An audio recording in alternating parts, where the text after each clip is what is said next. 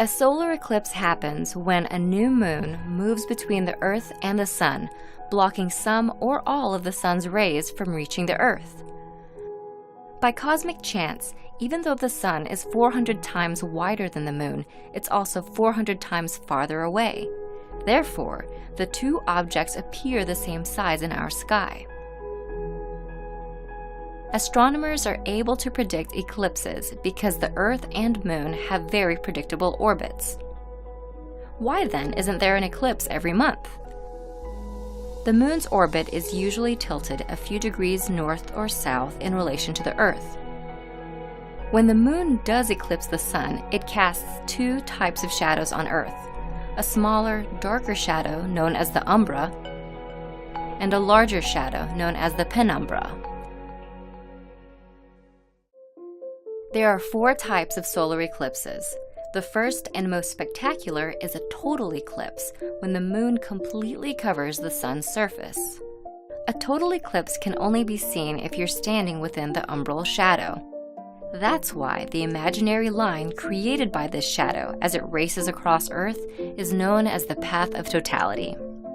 People within the penumbral shadow see only a partial eclipse, the second type.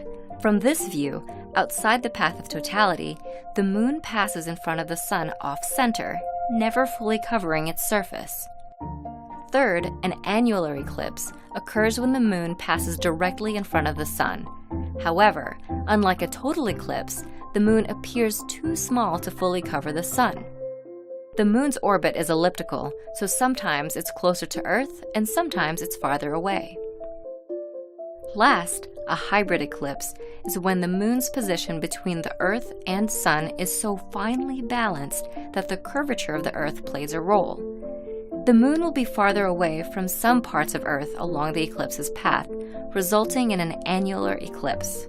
In other parts, the Moon will be just close enough to fully cover the Sun, resulting in a total eclipse.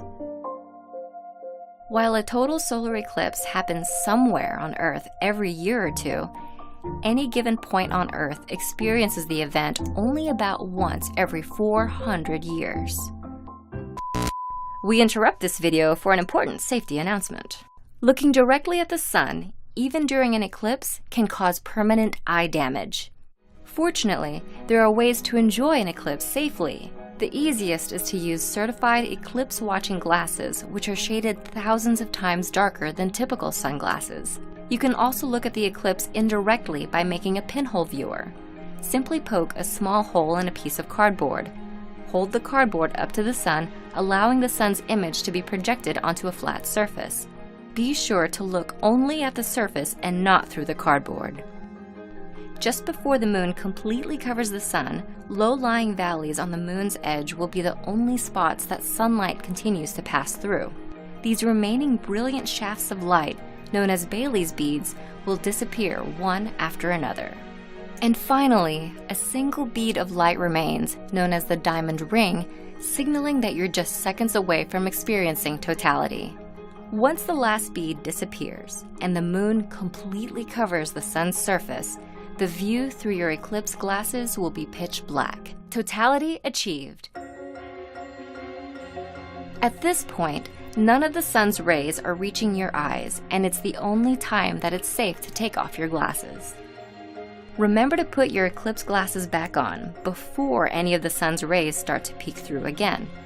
Any sunlight reaching your eyes, even for a few seconds, can cause serious damage. While an eclipse can last a few hours, totality typically occurs for less than 3 minutes. Animals and plants have also been known to alter their behavior during a total eclipse. Songbirds may stop singing, crickets may start chirping, and flowers may even start to close up. We won't always be able to see total solar eclipses. The Moon moves about 1.5 inches away from Earth each year. It's estimated that in about 1 billion years, the Moon will be too far away from Earth to completely cover the Sun.